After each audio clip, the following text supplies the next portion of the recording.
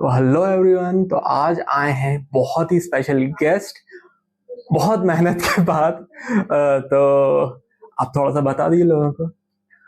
मैं अपने बारे में क्या बताऊं, मतलब मैं इस लेवल पे भी नहीं हूं कि आप मेरा इंटरव्यू लें। बिल्कुल ये लेवल तो पे आपकी मोहब्बत है क्योंकि आप हमारे भतीजे हो, तो आपने हमको बुला लिया जी। तो हम आ गए। तो खालिद अंकल थोड़ा सा बता दीजिए लोगों को कि आप मतलब कहाँ से स्कूलिंग करी और कहाँ, मतलब बचपन कैसा था, सारी अच्छा चीजें। अच्छा, देखिए हम जो है शिमला हिल पे एक शिशु विहार स्कूल था, भोपाल का top most, one of the top most school था। जी उससे हमने स्कूलिंग करी है 10 तक। फिर कैम्ब्रिज हाई सेकेंडरी स्कूल से हमने 12 तक करा, मैथ साइंस। जी। फिर उसके बाद हमने पॉलिटेक्निक से डिप्लोमा करा मैकेनिकल इंजीनियरिंग में। ओके। उस जमाने में सिर्फ 5 कॉलेजेस हुआ करते थे पूरे एमपी में, और पीईटी होता था, प्री इंजीनियरिंग टेस्ट, उसके जरिए ही इंजीनियरिंग कॉलेज में होता था। और थोड़े जो कट ऑफ मार्क्स के बाद जो नंबर आते थे कम जिनके, तो उनका पॉलिटेक्निक कॉलेजेस में होता था। ओके। और भोपाल में उस वक्त पॉलिटेक्निक में भी एडमिशन हो जाना बहुत बड़ी बात थी। आज तो इंजीनियरिंग कॉलेज ऐसे हैं कि मतलब जो सप्लीमेंट्री से भी 12th में पास हो जाएंगे उनका भी एडमिशन हो जाता था। तो पॉलिटेक्निक से डिप्लोमा करना भी उस जमाने में बहुत बड़ी चीज थी। जी। फिर मैंने डिप्लोमा करा, आई थिंक इन 94 में पास आउट हूँ मैं। अब क्या करें, नौकरी की तलाश में, नौकरी करें क्या करें। तो फिर हमने ब्रदर्स लिमिटेड पंप डिवीजन में 3 महीने सेल्स इंजीनियर की जॉब करी, पंप डिवीजन के अंदर 3 महीने करी। फिर मैंने कहा यार ये अपन इतनी मेहनत कर रहा है और इतनी मेहनत अपने लिए कर ली, तो इतने पैसे तो अपन वैसे ही कमा लेंगे और फ्यूचर के अंदर तरक्की के भी चांसेस हैं जी। तो फिर हमने अपना मूड बनाया कि भाई हम बिजनेस करेंगे, क्योंकि अब हमारे जो मम्मी पापा थे दोनों सर्विस क्लास थे, हमारे बिजनेस तो कोई करता नहीं था। मेरे फादर जो हैं वो बीएचएल से रिटायर्ड, मेरी mummy Hamidia girls higher secondary school के लेक्चरर से रिटायर्ड थी। अब क्या करें। अब हमारे एक दोस्त थे फर्रुख इकबाल, उनकी बस चलती थी, हमारे दोस्त तो उनको देखा देखी हमने कहा बस ले ले, मिनी बसें चलती थी पहले जो चलती थी। हाँ हाँ जी। तो हमने एक नया चेचिस उठा लिया, उस पर बस का बॉडी बनवाई। अच्छा, मजे की बात यह है कि हम उससे पहले जिंदगी में कभी सवारी बन के भी नहीं बैठे थे बस पे। हाँ। और हमने बस ले ली जी, उसके बाद वो चलवाई, तो मतलब एक जॉब सेटिस्फेक्शन जिसको बोलते हैं ना, वो नहीं था, क्योंकि भाई इंजीनियरिंग करने के अच्छे सब बोलते भी थे यार ये क्या कर रहा हूँ। अच्छा, किस्मत जो होती है वो कहाँ से कहाँ आपको ले जाएगी, आपको कुछ वो नहीं है। 3 साल हमने बस चला के उसको बेच दी जी, और कई सालों तो ख्वाब में आया कि 10-15 साल तक बेचने के, कि वो जो अपन ने जिसको बेची वो फ्री में देके चले गया। बस हम घबरा जाते थे ये क्या हो गया, मतलब फ्री में क्या, मतलब बस वापस कर गया, भैया हमें बस नहीं चाहिए, आपकी अपनी बस रखो। तो वो एक फोबिया हो जाता, अरे यार अभी कैसे चल रहा है ये, वो वाला हाल था जी। ये था। फिर हमारे एक पॉलिटेक्निक कॉलेज में एडॉक पे सर थे एजाज मसूद साहब, उनकी रेलवे में जॉब लग गई जी। तो उन्होंने कहा कि यार तुम कहाँ बस चला रहा, यार तुम यहाँ आके ठेकेदारी करो रेलवे में। मैंने कहा था मुझे तजुर्बा नहीं है। कि नहीं, हमारे एक शुक्ला जी हैं ठेकेदार, वो हम उनसे तुम्हारी मुलाकात करवा देंगे और उनसे बात कर लेना, समझ में आए तो आगे बढ़ना, बस तो रहने देना। अब मैं उस जमाने में 22-23 साल का था जी, और वो शुक्ला जी थे उस जमाने में 86 साल के। ये कौन से ईयर की बात है आपने? ये बात है 95 की। 95 ओके। 30 इयर्स। हाँ, मोर देन 30 इयर्स होगा, हाँ 30 इयर्स 26। तो उनसे मुलाकात हुई, बड़े एक्सपीरियंस मैन थे वो, इंग्लैंड में जॉब कर चुके थे बीएचएल में, रेलवे में। उनसे बात करी, समझ में आया तो ठीक है, हमने कहा हम इन्वेस्टमेंट कर देंगे। हमने फादर से कहा, डैडी के लिए, यार ऐसे नए लोगों पे कैसे कर दोगे? तो मैंने कहा नहीं, एजाज भाई ने कहा है कि वो सही है, वो आप दे। ठीक है, फिर उन्होंने इन्वेस्ट करा तो हम उनके पार्टनर बन गए।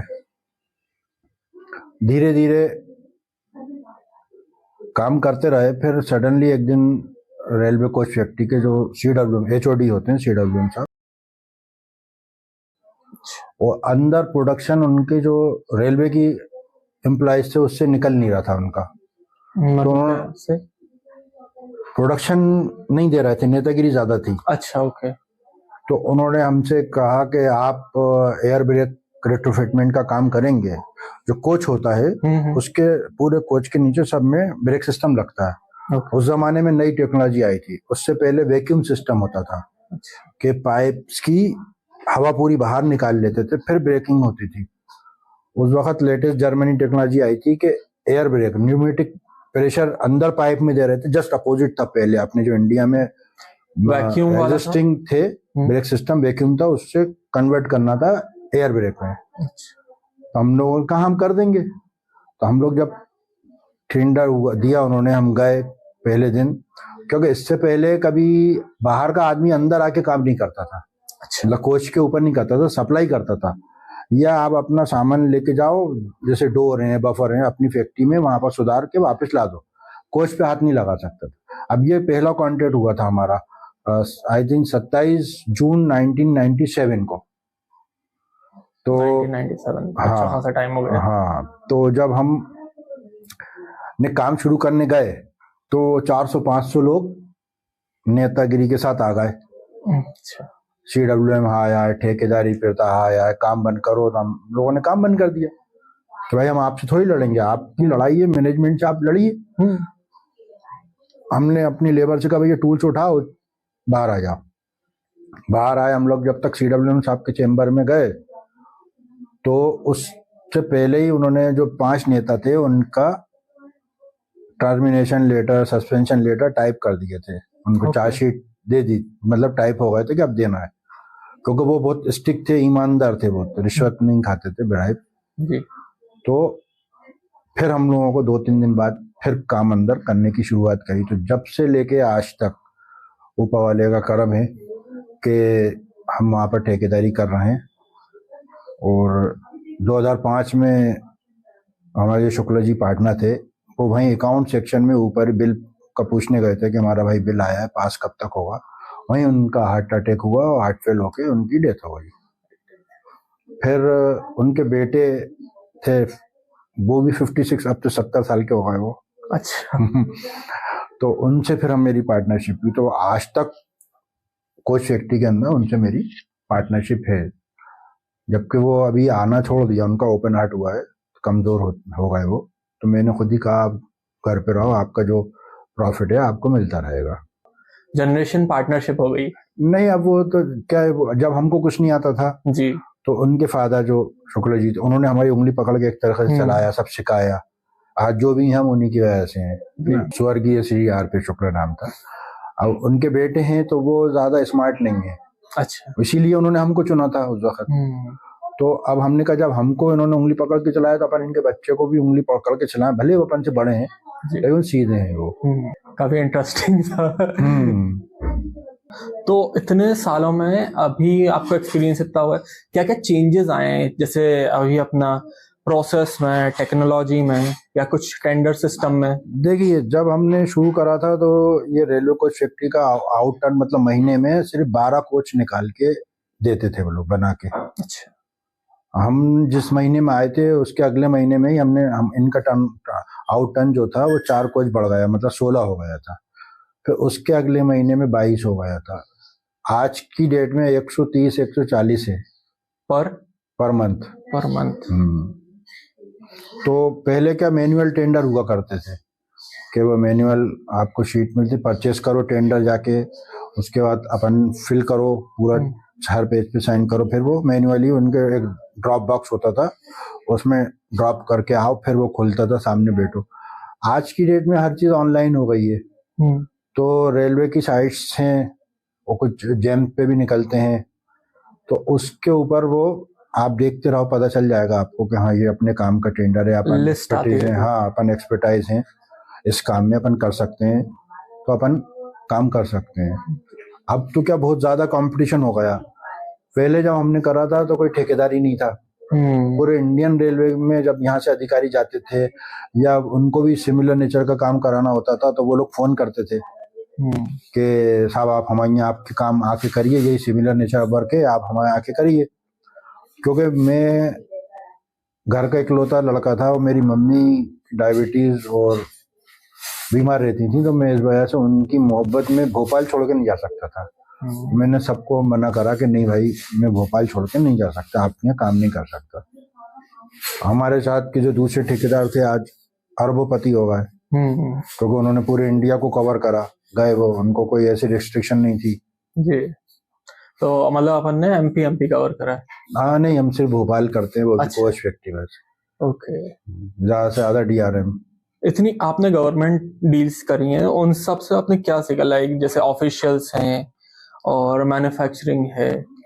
नहीं, आपको क्या अपने काम के प्रति ईमानदार रहना चाहिए, तो आप इंसान की कदर नहीं होती, आपके काम की कदर होती है। आपने कोई भी काम लिया, टेंडर भर दिया। देखिए मेरा कहना ये है, मैं हमेशा कहता हूँ दूसरे ठेकेदारों से भी, कि दुनिया में सबसे आसान काम है टेंडर लेना, एल बनाना, उसको सफलता पूर्वक एग्जीक्यूट करना, उसको प्रॉफिट निकालना उसमें से, वो बड़ी चीज है। टेंडर तो आप 100 रुपए की चीज 2 रुपए डाल दो, मिल जाएगा आपको, लेकिन फिजिबल रेट होना चाहिए, वो कैलकुलेशन आपको आना चाहिए कि भाई कम से कम जेब से नहीं लगे और थोड़ा बहुत प्रॉफिट भी हो। और दूसरा हमने ये देखा और सीखा है कि भाई जब तक आप अपने कर्मचारियों को खुश नहीं रखोगे, जब तक ऊपर वाला आपको भी खुश नहीं रखेगा, क्योंकि वो पूरे डिपेंड है आपके ऊपर। आप सैलरी दोगे तो उनके घर का खर्चा चलेगा जी। शुरू के अंदर जब हमारे शुक्ला जी के फादर की, मतलब जो ओरिजिनल शुक्ला जी थे, उनकी डेथ हुई, तो उनके बेटे के पास फंड फाइनेंस का हिसाब किताब होता था, उनके नाम से अकाउंट में पैसे में से आते थे, उन्हीं की फर्म से हम काम करते थे जी। तो वो क्या है कि बहुत उनके ऊपर लोन चढ़ा हुआ था ना, तो किसी बिल पास नहीं हुआ, कुछ नहीं हुआ, तो वो लेबर को पेमेंट नहीं दे पाते थे अपन। तो लेबर बड़ी, मतलब जैसे अपन ने उनको एक डेट फिक्स करी थी, उस जमाने में हमारी थी 25 तारीख। अच्छा। कि जैसे ये जनवरी है, दिसंबर के महीने की जो तनख्वाह देंगे हम 25 जनवरी को देंगे, और 25 जनवरी की तनख्वाह 25 फरवरी को देंगे।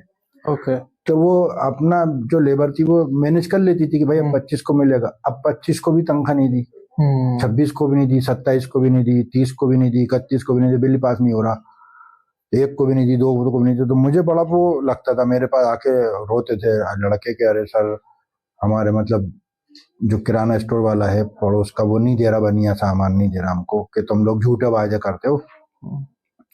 मैं कहा ये अपन की वजह से ही परेशान होते हैं, तो अपन को कुछ सजा मिलना चाहिए, अपनी गलती से ये परेशान हो रहा है, सजा मिलनी चाहिए, अपन को मिलना चाहिए सजा। तो मैंने कहा यार देखो, अब हम कभी तुम लोगों को 25 तारीख को, ये मैं आपको 2004-05 की बात बता रहा हूँ, 4-5 की जी, कभी हम आपको 25 तारीख तक सैलरी नहीं दे पाए, 26 भी हो गई, तो हर लड़के को हम 200 रुपये पेनाल्टी देंगे। उस जमाने में बस 35-36 लेबर थी, तो 200 रुपये बहुत मायने रखते थे, है ना। तो हमने कहा हर लड़के को हम 200 रुपये अपनी तरफ से अपने ऊपर पेनल्टी इम्पोज करके आप लोगों को देंगे, और वो 28वां महीना होगा या 30वां या 31वां, जब तक चलेगी। उसके बाद भी हम नहीं दे पाए, अगला महीना आ गया, तो 50 रुपये पर डे हम आप अपने ऊपर पेनल्टी लगाएंगे, 200 प्लस 50, फिर 2 तारीख हो गई तो 200 प्लस 50 प्लस 50 मतलब 300 होगा, ऐसे करके। तो देखिए नियत से ही पूरा जो है दारोमदार है। मैंने इसलिए कहने का मकसद यही था कि हमने 2 महीने सिर्फ ये हुआ, उसके बाद आज 2026 हो गई, कभी भी फंड की प्रॉब्लम नहीं आई, ऊपर वाले ने ऐसा हमारा साथ दिया जी। मतलब प्रोसेस सही रखा तो सारी चीजें, आपके रिलेशन सही रहे जो अपनी वर्कफोर्स है। पहले क्या पैसा आए पहले उनको दो, जी, फिर जो बच जाए तो अपने पास ले आओ। उसका नतीजा ये है कि हमको कभी लेबर की प्रॉब्लम नहीं होती। जो हमारे 10 साल पहले भी छोड़ चुके वो भी चाहते हैं कि हमारे यहाँ आ जाए। मतलब हम इज्जत जो कि जिसको कहते हैं ना, इज्जत बड़ी चीज होती है आपकी, मतलब वो कमाई जाती है, अपने आप नहीं मिलती है आपको। तो ये वाला वर्क के साथ फिर आपने अपना दूसरा काम कैसे स्टार्ट करा? देखिए, इस ठेकेदारी के सिलसिले में हमको जाना पड़ता था गोविंदपुर इंडस्ट्रियल एरिया। जी। या हमने जब इंजीनियरिंग कर रहे थे तो विजिट भी करते हैं, इंजीनियरिंग कॉलेज से जाके अपने फैक्ट्रीज का विजिट करते थे। तो वहाँ देखते थे, अरे यार ये अच्छी बड़ी फैक्ट्री है, अपनी भी हो कहीं। एक दिल के अंदर एक किसी कोने में एक आरजू थी। तो 2012 में MPIDC जो है Madhya Pradesh industrial development corporation, पहले AKVN का नाम था, औद्योगिक केंद्र विकास निगम उसका नाम था। तो उसने मतलब एक नया इंडस्ट्रियल एरिया डेवलप कर रहा था।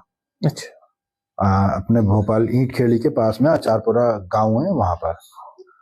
तो हमको पता चला कहीं से, तो हमने उसमें अप्लाई कर दिया। तो वहाँ हमारा आ गया उसमें लॉटरी में कि भाई आपको नया एंटरप्राइज को ये मिलेगा, प्लॉट मिल गया। अब हमने मतलब रजिस्ट्री करा ली। फिर पता चला कि साहब आप ऐसा नहीं रख सकते। कैसा? प्लॉट इन्वेस्टमेंट के पर्पज से नहीं रख सकते, आपको इस पे फैक्ट्री का शेड बनाना पड़ेगा। बस तो गवर्नमेंट वापस एक्वायर कर लेगी, क्योंकि उन्होंने आपको रोजगार देने के लिए करा है। वो जगह जो दिए सब्सिडाइज रेट पे मिल रही है अपन को, तो वो इसलिए दिए ताकि आप वहां पर बिजनेस करें और लोगों को रोजगार मुहैया कराएं। अब आप प्लॉट रखे हुए हो और फिर बेच दो तो वो इन्वेस्टमेंट पर्पज से नहीं दिया आपको। तो गवर्नमेंट 4 साल जिस सपोज होगा आपने नहीं बनाया तो एक नोटिस देगी, खत्म, आपको कुछ पैसे में से नहीं मिलेंगे, बस कैंसिल। ओके। मैंने कहा यार ये तो बड़ी परेशानी है, बनाना पड़ेगा। और बीच में लॉकडाउन भी लग गया। जी, लॉकडाउन लग गया था।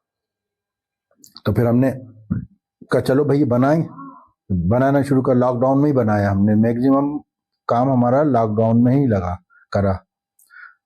पहला लॉकडाउन 20 शेडमेट बन गया। फिर ये हुआ कि भैया शेड से कुछ नहीं होगा, आपको वहां काम करना पड़ेगा। अब हम बड़े परेशान कि यार ये काम, क्योंकि हमारी लाइन अलग है ठेकेदारी की थी, मैन्युफैक्चरिंग की तो कोई थी नहीं। अब क्या करें यार। तो देखिए, जब ऊपर वाला कुछ चाहता है तो वो कैसे अपने आप ही चलता रहता है सबके। तो ये जो ये बिल्डिंग है आपकी, इसमें जो रहते जो पुराने थे जी, वो हमीजा रोड पे एक दुकान पे काम कर रहा है। अच्छा। उनको मालूम था कि मेरा मतलब फैक्ट्री शेड बन गई, तुम वो कहला के साहब वो किराए पे दे दो आप। मैं कहा किराए पे तो हम देते नहीं है, हमारा मकान भी खाली पड़े हुए, हम किराए पे कुछ नहीं देते, हम अपना खुद का ही करेंगे। तो वो एक नंबर दिया उन्होंने, कहा इनसे बात कर लो आप रोहित भाई से। मैं कहा हाँ कर लेंगे। फिर उनका फोन आया, बातचीत हुई, तो आइए हमारे पास मिलने आइए। मैं हाँ सब आएंगे। अब इत्तेफाकन एक दिन ऐसा हुआ कि मैं हमीजा रोड पे मालिक यहाँ कुछ टूल्स खरीदने गया था, तो उनका फोन आ गया वहाँ, अरे साहब आप तो आते ही नहीं हो, एक वक्त मिल तो लीजिए, मत बात करना।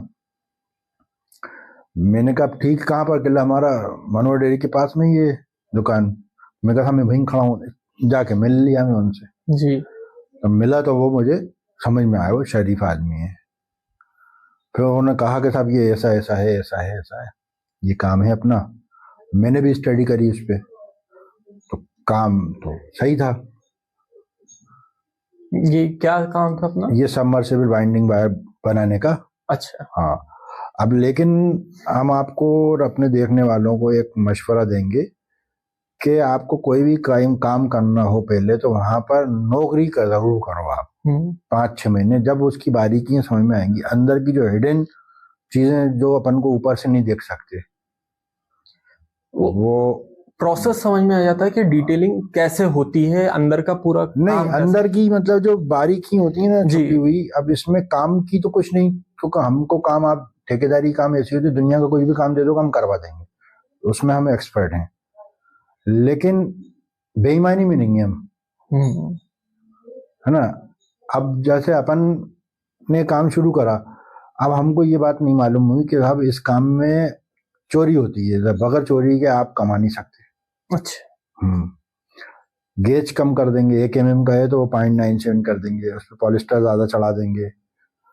जैसे 10 किलो का एक वायर का बंडल है तो 100 ग्राम कम देंगे, उस पर लिखेंगे 10 किलो होगा 9 किलो 900 ग्राम। तो वो चीजें बड़ी वो है, मतलब हम बड़ा असमंजस में होगा कि यार अपना ईमान बचाएं अपन के अपने करोड़ों रुपए लगा दी ये बचाएं। पर हमने कहा यार इस चक्कर में अपन खबर में अंगारे नहीं भरना, मतलब बेईमानी तो नहीं करेंगे। तो शुरू में बड़ी परेशानी आई। अब लोग को माल बहुत पसंद आया हमारा जी, और लेटेस्ट टेक्नोलॉजी का था, क्योंकि जब हमने 2023 में इसको सोचा कि खोलेंगे तो हमने कहा आज की डेट में कौन सी मशीनें हैं, क्या टेक्नोलॉजी वो लो लेटेस्ट। तो हमने वो लिया। मतलब जब उसको एनील करते हैं तो पार्ट में करते हैं, हमने ऑनलाइन वाला लिया।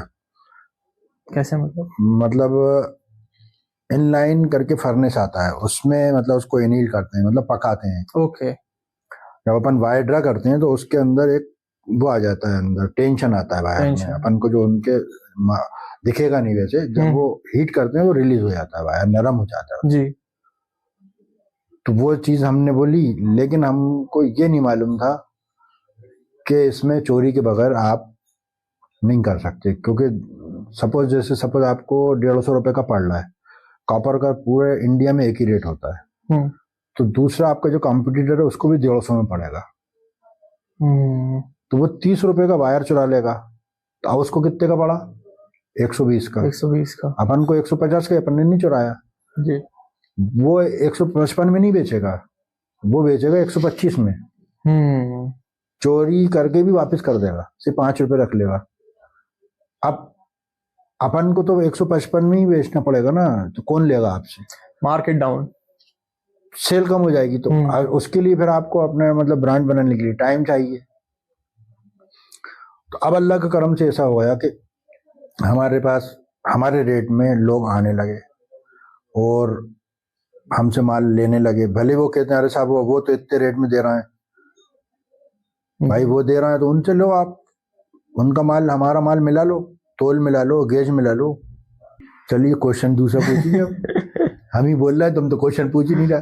तो आप इतनी इंटरेस्टिंग बातें कर रहे हैं तो आप इसमें कंपटीशन कैसे हैंडल करते हैं? लाइक वो तो अपना हो गया कि क्वालिटी हमारी ऐसी है, बस वो कंपटीशन आप क्वालिटी से ही जीत सकते हो, क्वालिटी से। और क्वालिटी चाहने वाले सब हैं, हर कोई चाहता है कि हमको क्वालिटी प्रोडक्ट मिले, लेकिन पैसा वो कचरे वाले ही देना चाहते हैं। ये एक बड़ी प्रॉब्लम है जी। तो हम उस पर कायम रहे कि नहीं भाई हम तो क्वालिटी देंगे।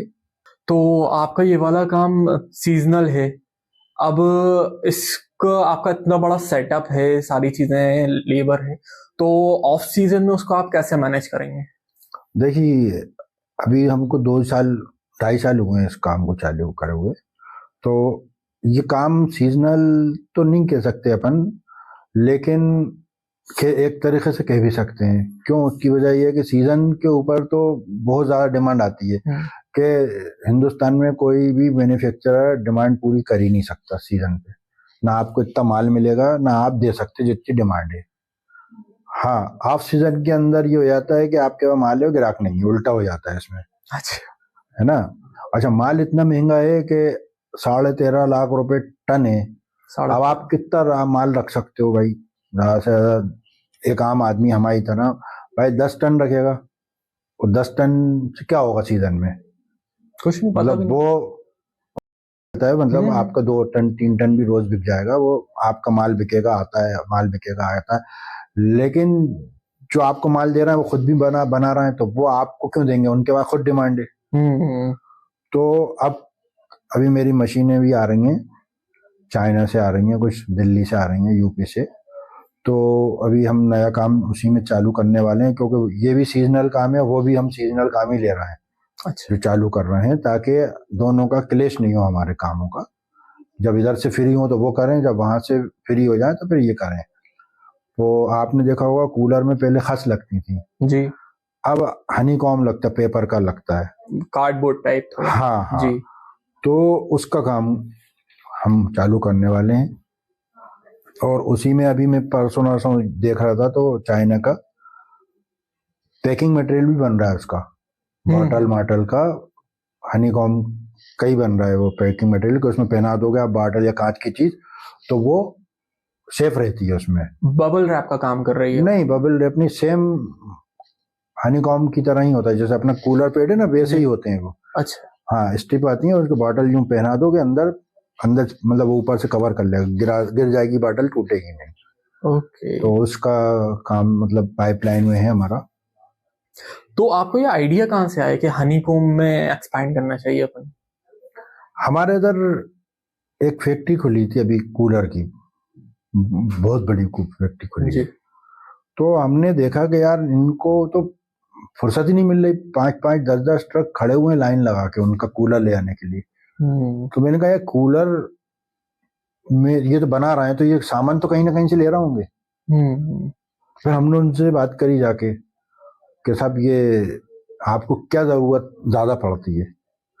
तो फिर उनका साहब ये हनीकॉम पेड जो है, कूलिंग पेड, उसमें परेशानी होती है हमको, कभी आप चालू करो यहाँ पर, हम आपसे ही लेंगे। तो कोई भी बिजनेस एक किसी पार्टी की वजह से चालू नहीं कर सकते आप। हमने उस पर रिसर्च करा, स्टडी करी, और उस पर एक्सपर्टाइज जो लोग थे उनसे बात करी, तो फिर हमने कहा सही काम है, गो अहेड। फिर इसका जो इन्वेस्टमेंट है उसका आपने कैसा सोचा, किसी से लाइक फंडिंग या फिर अपने? देखिए, बैंक लोन आजकल आसानी से मिल जाता है। आप 1 लाख लेने आओगे तो कहेंगे 10 लाख ले लो, आप हमसे 50 लाख ले लो, 1 करोड़ ले लो। या हमारे बैंक वाले ही हमारे पीछे पड़े हुए हैं कि भैया आप एक्सपेंड करो, एक्सपेंड करो, एक्सपेंड करो। तो फंड की तो आज की डेट में कोई प्रॉब्लम नहीं है। बजाय आपका मतलब सिबिल अच्छा होना चाहिए, आपका ट्रैक रिकॉर्ड अच्छा होना चाहिए। अब हम 2.5 साल से हमारे बैंक से लोन लिए हुए हैं, तो उनको बराबर हम ईएमआई दे रहे हैं, और ईएमआई क्या दे रहे हैं, ज्यादा ही दे रहे हैं जी, मतलब एक्स्ट्रा ही जमा कर रहे हैं अपना। जो हमारा टर्म लोन है वो हम जल्द से जल्द खत्म करना चाह रहे हैं, तो क्लियर जल्दी हो जाए। हाँ, तो काफी हो गया। तो वो कहते हैं साहब आप हमारा टर्म लोन जमा मत करो, आप इसको एफडीआर कर लो, वो काम आ जाएगी आपके। तो अपने कहा नहीं भाई, हमको तो टेंशन है, लोन जल्द से जल्द चुकता होना चाहिए। लेकिन क्या होता है कि एक ये भी रहता है कि अपन को आगे बढ़ना है। तो अब ये जो है फंडिंग में बैंक के द्वारा ही होगी। तो ये जैसे 2 अलग प्रोडक्ट्स हैं, तो उसमें चैलेंजेस नहीं होंगे हैंडल करने में? नहीं नहीं नहीं, क्योंकि देखिए हमारे जो कॉपर का काम है ना, या ये वाला काम होगा, ये सब आज की डेट में आपको ठेके पे देना पड़ेंगे। अच्छा। हाँ, बिहार की लेबर है हमारे पास एक वायर में। ओके। तो इन भोपाल की लेबर तो काम भी नहीं करेगी लोकल, क्योंकि उसको आधा वो भी रहते हैं काम, भाई बीवी बच्चे हैं, बच्चा बीमार हो गया, शादी में जाना है, उनको कुछ काम ही नहीं है। उनको से तो आप 36 घंटे काम करा लो, करेंगे वो। और क्योंकि वो ठेके पे होते हैं, तो अपन को कोई उसमें टेंशन होता नहीं है। और इसमें क्या होता है, आपके जैसे होलसेल में 4-5 ग्राहक हैं जैसे, तो आप उनकी पूर्ति कर दोगे तो बहुत है। ओके। भाई उनको 500 किलो रोज चाहिए, 1000 किलो रोज चाहिए, तो आपकी तो इतनी कैपेसिटी भी नहीं है कि उनको आप दे पाओ। तो उसमें कोई मैनेज करने में परेशानी नहीं है। कभी आपको मतलब बिजनेस में से कुछ फेलियर हुआ, फिर उससे रिकवरी कैसे कुछ? नहीं, अल्लाह का शुक्र है कि जिंदगी में कभी भी मुझे किसी भी बिजनेस में फेलियर नहीं हुआ। बिजनेस में जी, भाई एक चीज में मुझे लॉस हुआ था, वो बिजनेस नहीं कह सकते आप, कि मुझे शौक चढ़ा था खेती करूंगा। अच्छा। तो मैंने यहाँ जमीन ले ली थी, तो उसमें मुझे खेती में मतलब नुकसान हुआ था। 1.5 लाख रुपए का हुआ था, मतलब वही समझ लो आप, नुकसान हुआ है। जिंदगी में कभी नुकसान नहीं हुआ, अल्लाह का शुक्र है। तो उससे मतलब क्या आपको लगा कि क्या? भाई यही लगा कि भैया जिस फील्ड में आपको तजुर्बा हो, उसी फील्ड में आपको हाथ आजमाना चाहिए। जी। यही लगा। जैसे ये फैक्ट्री के वर्कर्स हैं, आपने बोला रिलेशन बहुत अच्छे से बनाना है, तो जैसे अब बोनसेस देते हैं आप या? ईयरली बोनस तो देखिए मैंडेटरी है, 8.33% of salary earn by the employ per annum, total salary earn जो भी है उसका 8.33% आपको बोनस देना पड़ता है। बोनस मेरी फैक्ट्री जो है वो पीएफ में भी इनरोल्ड है, ईएसआई में भी इनरोल्ड है, और मैं ऑनलाइन पेमेंट करता हूँ, कैश नहीं देता सब अपने लेबर को। मेन ये है कि टाइम पे मिले उनको तो वो खुश रहें। हाँ, आप भले एक वक्त उनको तनख्वाह कम दे दो, लेकिन जो आपने कमिटमेंट करा है कि साहब हम 10 तारीख को आपको पेमेंट करेंगे जी, तो 10 से आपने 8 को कर दिया तो बड़े खुश हो जाएंगे वो जी। मैसेज आते हैं sir thank you thank you thank you. 10 से 11 नहीं होना चाहिए। ज्यादातर ठेकेदार अपना पहले सोचते हैं, अपने बीवी बच्चों का, लेबर का बाद में सोचते हैं, पहले अपने खर्चे करेंगे। हमारा ये कहना है और हमारा करना भी यही है कि भाई जिनके जरिए अपन को ऊपर वाला कमा रहा है, दे रहा है पैसे, आप जो अपनी कार मेंटेन कर रहा हो, सब खर्चे कर रहा हो, वो आप उसका ख्याल पहले रखो, क्योंकि वो आपके ऊपर डिपेंडेंट है पूरी तरीके से। ऊपर वाले ने आपको चुना है उसका ख्याल रखने के लिए। अब आप उसका ख्याल रखोगे तो एक तो उनके दिल में भी आपके लिए एक सॉफ्ट कॉर्नर बनेगा, इज्जत भी होगी, क्योंकि लेबर से कोई जीत नहीं सकता जी। तो इसलिए भाई उनसे मोहब्बत से और उनको हकीर मत समझो, क्योंकि ऊपर वाले ने आपको इधर बिठा दिया, उनको उधर बिठाया। सेकंड नहीं लगते कि भाई आप उधर हो जाओ और वो इधर हो जाए, वो तो बेचारे मेहनत करके कमा रहा है, आप तो मेहनत करके भी नहीं कमा सकते, क्योंकि इस लायक नहीं हो कि मेहनत कर लो उनकी तरह। वो तो आपसे अच्छे हैं कि हाथ पैर चला रहे हैं, चला लेंगे। आपकी आदत नहीं है हाथ से लेबरियस वर्क करने की, तो आप वो कर भी नहीं पाओगे। तो अब थोड़ा पर्सनल लाइफ पे आ जाते हैं आपकी। इतनी अलग अलग फील्ड्स में आप काम करते हैं, फिर फैमिली को कैसे टाइम देते हैं आप? देखिए, अब तो ये है अल्लाह का करम से, मतलब काम हमारा सेटअप है जी, तो हमको ज्यादा मतलब अपने नहीं भाई, रेलवे में भी हमारी जो ठेकेदारी है वहाँ भी 4-5 हमारे सुपरवाइजर हैं, हर काम का एक सुपरवाइजर है, वो ईमानदार लड़के हैं, वफादार लड़के हैं, तो वो माशाल्लाह पूरा सब देख लेते हैं। हम 10-15 मिनट, आधे घंटे, 1 घंटे के लिए जाते हैं कि भाई एक नज़र मार लें, तो एक ये रहता है कि हाँ भाई हमारे मालिक जो कह लो या बॉस कह लो, उनकी भी नज़र है भाई, उनको सब पता है, और अधिकारियों को भी लगता है कि नहीं भाई ये इतने बड़े नहीं है कि ये आ ही नहीं रहा, बॉम्बे में बैठे हुए हैं, भाई ये खुद नज़र रखते हैं, खुद मैनेज करते हैं, तो इससे फायदा भी मिलता है। मतलब वो है कि सामने वाले को लगता है कि प्रेजेंस है। हाँ, अपनी प्रेजेंस आपको दिखाना जरूरी भी है जी। और वो भी हमारी जो फैक्ट्री में, वो भी ठेके पे काम है वो पूरा जी। हम वहाँ पर सुबह इधर जाता हूँ, दिन में वहां जाता हूँ मैं 3-1 बजे के बाद। फिर घर पे टाइम? घर पे तो टाइम ही टाइम है ना।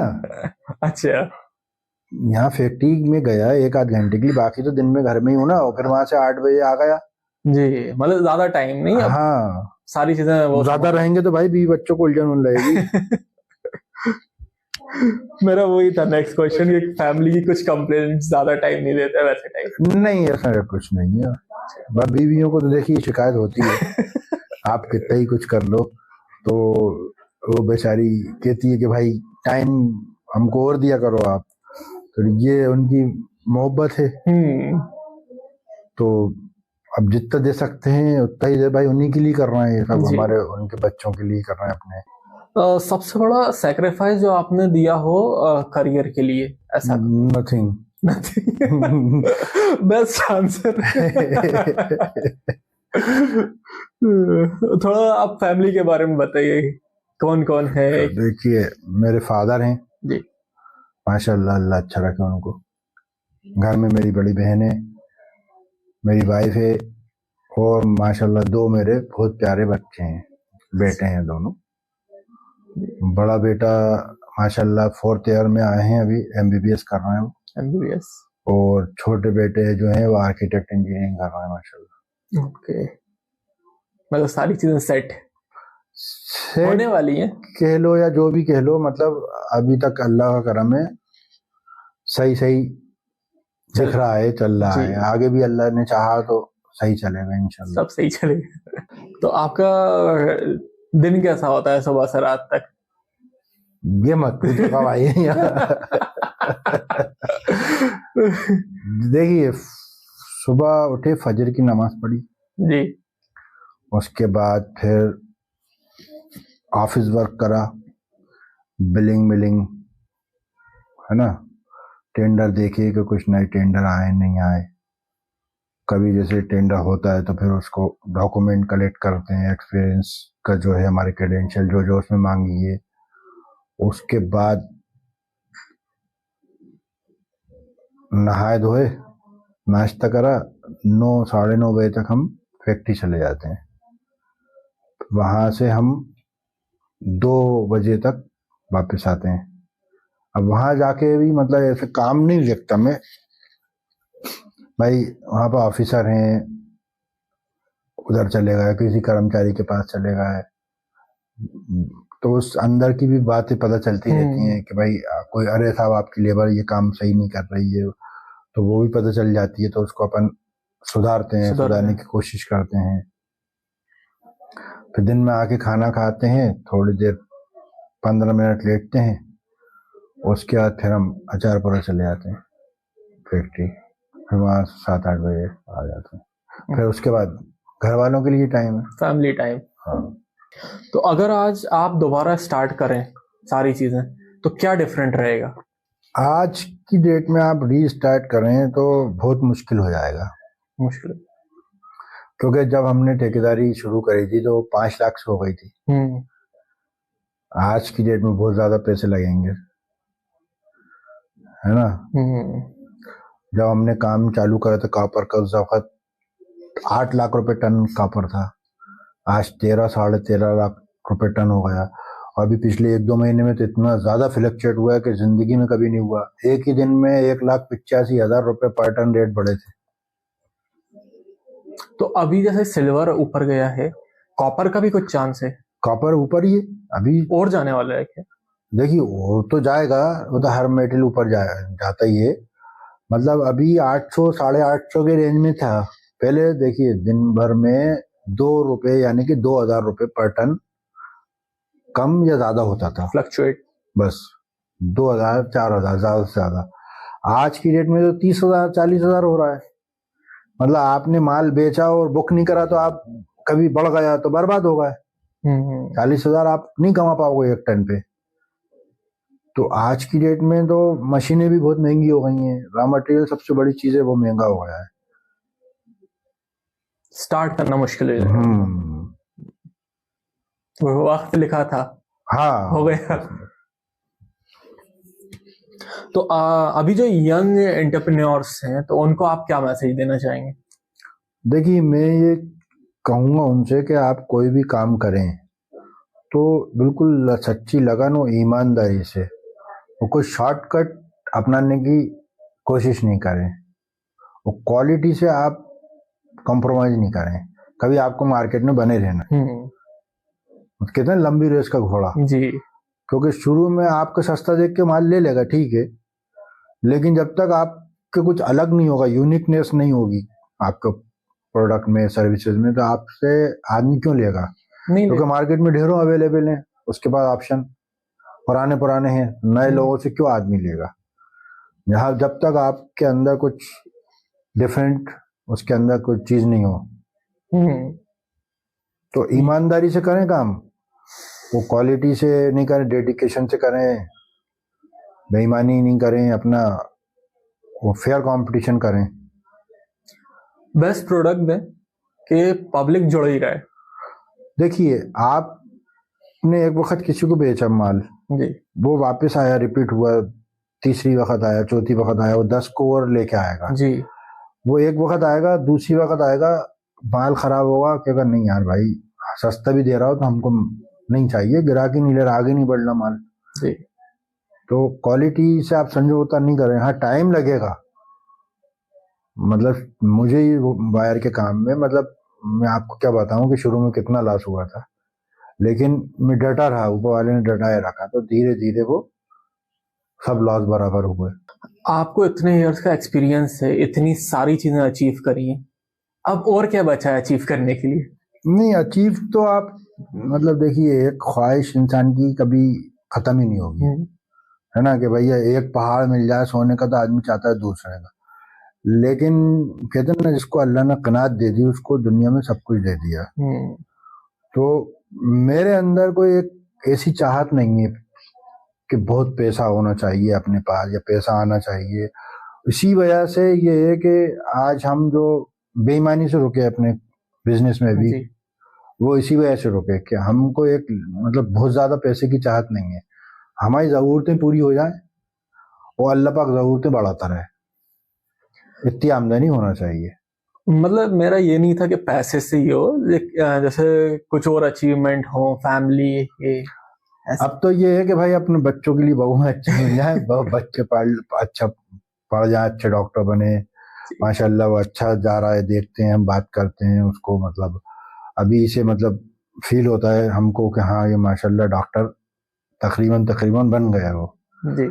हर डायग्नोसिस कर लेते हैं, आपको आप कुछ बताओगे तो वो कह देंगे ये बीमारी की वजह से हो रहा है, ये हो रहा है, वो हो रहा है। तो अब यही है कि अल्लाह पाक इन लोगों को सेट करा दे। अब माशाल्लाह बड़े वाले तो जैसे डॉक्टर बन ही रहे हैं, छोटे वाले आर्किटेक्ट कर रहे हैं, लेकिन अब उनको मैं अपने बिजनेस में ही लाऊंगा इंशाल्लाह ताला, क्योंकि उन्हीं लोगों के लिए कर रहे हैं, अपन अपने लिए क्या करेंगे। अब बस आपका अचीवमेंट ये है उन लोगों का अचीवमेंट करवाना। हाँ उनको सेट अल्लाह के से हुक्म है कि अल्लाह सेट करवा दे उन लोगों को अच्छे।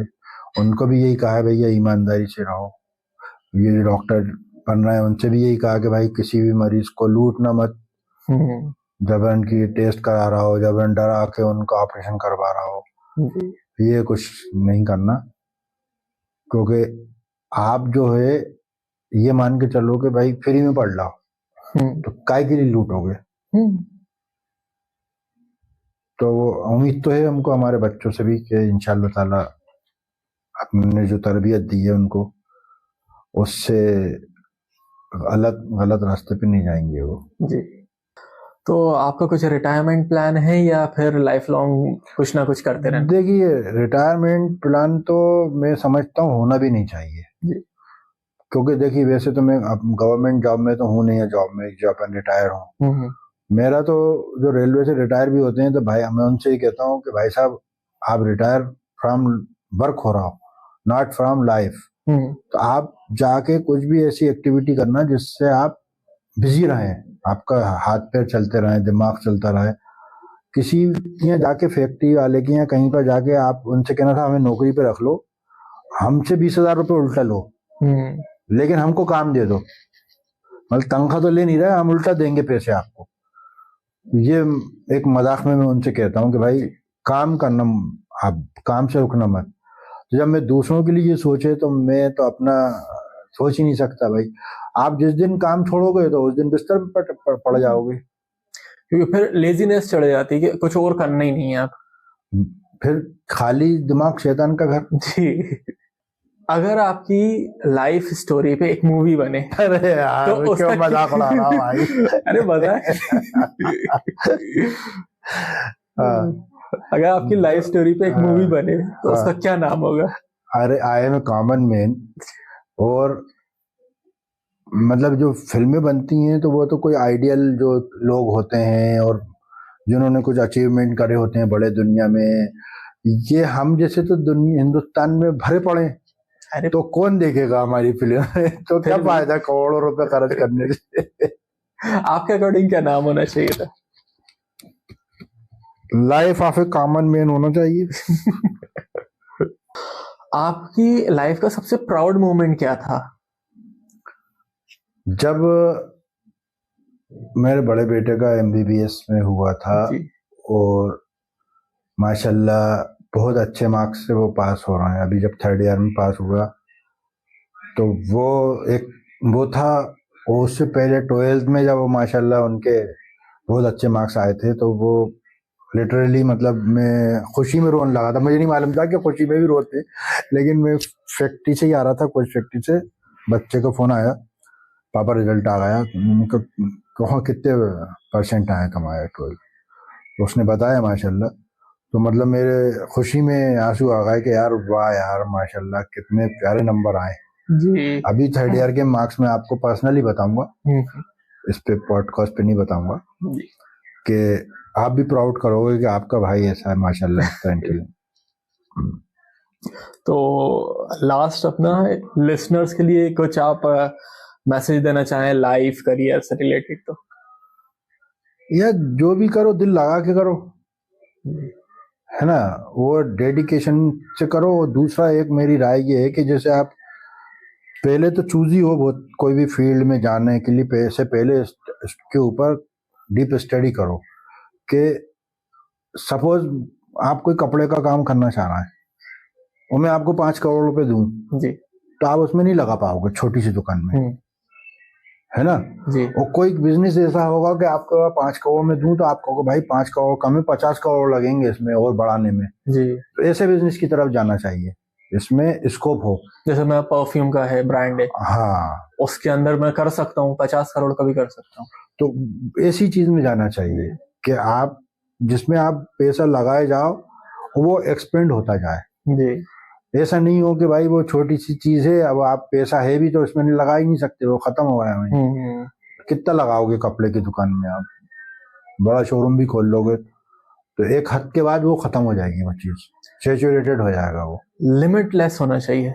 हाँ, और बगैर समझे काम को, उसकी बारीकी है, आप उसमें मत उतरो। जैसे मैंने अपने ही बताया कि मुझे नहीं मालूम था कि इसमें से चोरी की कमाई है। जी, अब चोरी नहीं करोगे तो बहुत मुश्किल हो जाएगा, क्योंकि जो ब्रांडेड बायर्स हैं वो चोरी नहीं कर रहा है तो वो 200 रुपए ले रहा है अपनी ईमानदारी की पर केजी। आपको नहीं देगी, वो ग्राहक कह रहा है वो जो कचरा माल बेच रहा है उसी भाव में आप हमको दो, मैक्सिमम ग्राहक। तो जब आपको पहले से बारीकी मालूम होगी या तो आप आओगे नहीं कि नहीं भैया हम नहीं आ रहा उस काम में, ये है। जी, एक्सपीरियंस ही होता है। हाँ, तो एक्सपीरियंस लेना जरूरी है। जी, कहीं भी आप 4-6 महीने नौकरी करो, जी, उसको ही मत बताओ कि हम काम करने वाले हैं, आप तो नौकर की तरह जाओ, तो वो अंदर की चीजें भी आपको मालूम होंगी। ठीक है गाइस, तो आज का था ये पॉडकास्ट। सारे लोग लाइक, सब्सक्राइब और शेयर कर देना। मिलते हैं अगली पॉडकास्ट में।